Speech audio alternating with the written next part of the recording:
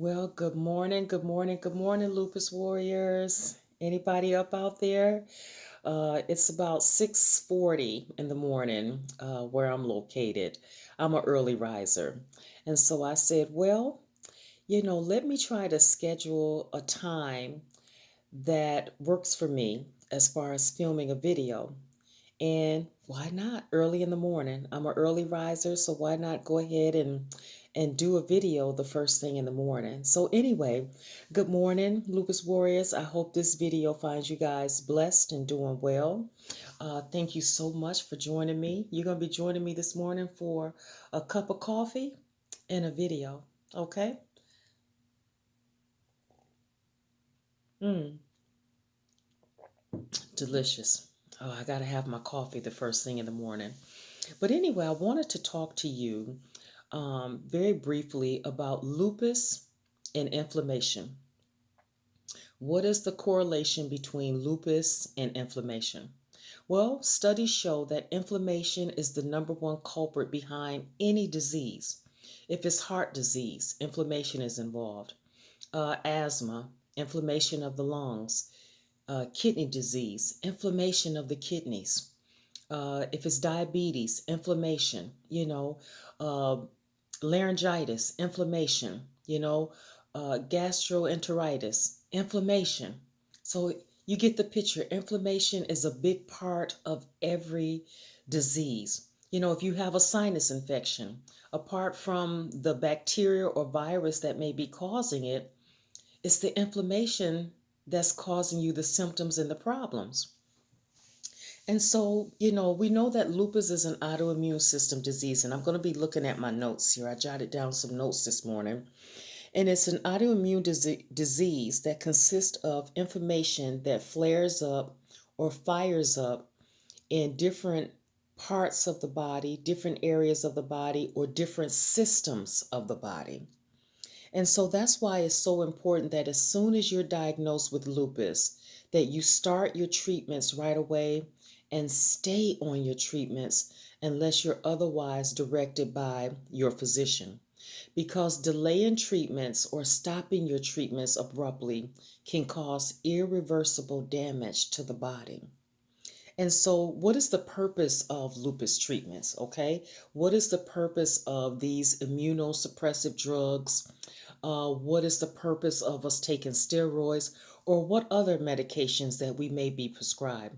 Well, the goal and the purpose of those medications is to target the area of inflammation. Get this, target the area of inflammation and to get rid of it.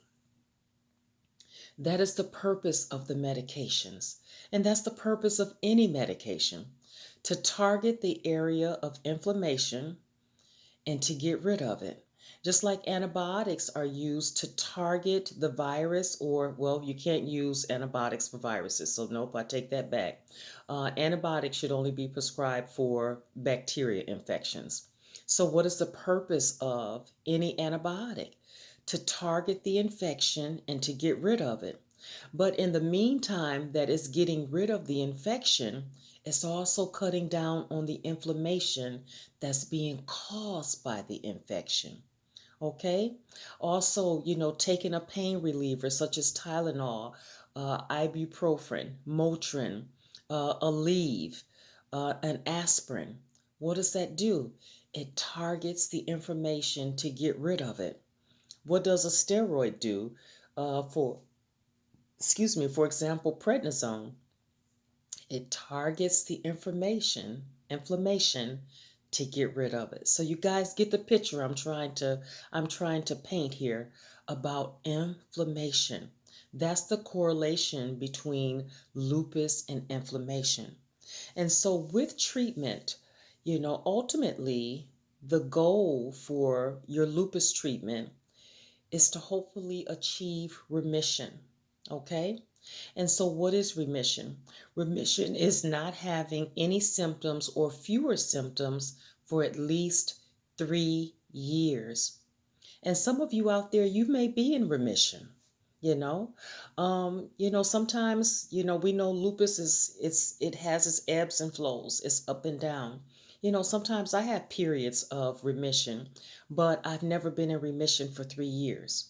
My remission may last for a couple of weeks or a couple of months where I don't have any flares, but I've never achieved the 3 years of remission.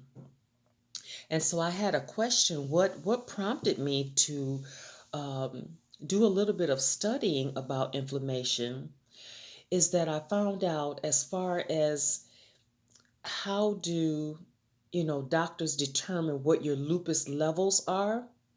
And see, I didn't know this. This is something that I learned.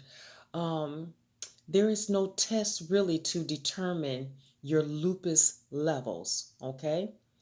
There's no test to determine that.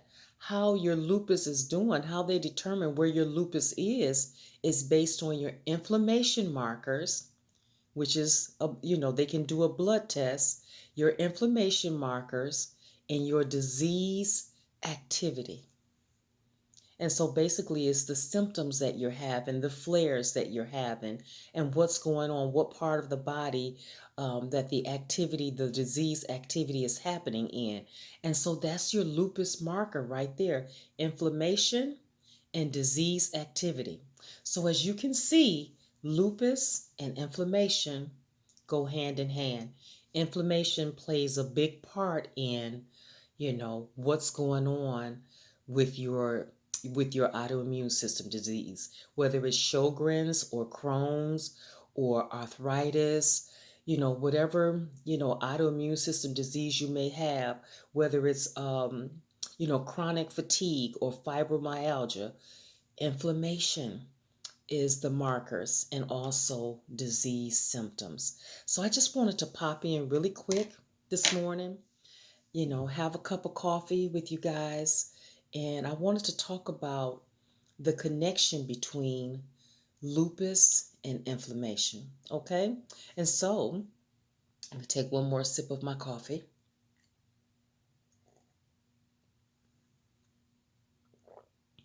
I want to stop you. I want to thank you. I want to thank you. It's early in the morning. I'm still finishing up my coffee. I wanted to thank you for stopping by my channel. I wanted to thank you for listening to the video. I hope that you found, something that I had to say informative and helpful. I want to invite you that if you enjoy the content, to please hit that subscribe button, hit the bell to receive notifications, hit that like button. If you like the information that I gave today, give me a thumbs up, hit that like button. Also, leave a comment, and then don't forget to share. And so, as I say at the end of every video, there is life after lupus. Take care, my friends. Stay blessed, stay strong, stay encouraged. And I will see you soon on the next video. Bye for now.